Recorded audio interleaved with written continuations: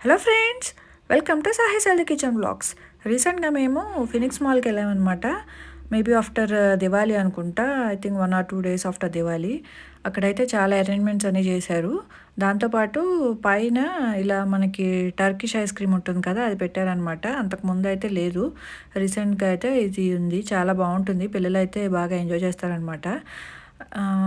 ఇదైతే మనం ఏదైనా ఒక ఐస్ క్రీమ్ తీసుకుంటే వాళ్ళ దగ్గర పర్చేస్ చేస్తే ఇది ఆడటానికి ఎలిజిబిలిటీ ఉంటుందన్నమాట. అప్పుడు వాళ్ళు అదంతా ఆడిన తర్వాత మన ఐస్ క్రీమ్‌ని తర్వాత మన దాంట్లో ఆ కోన్స్‌లో పెట్టి మళ్ళీ ఇస్తారు.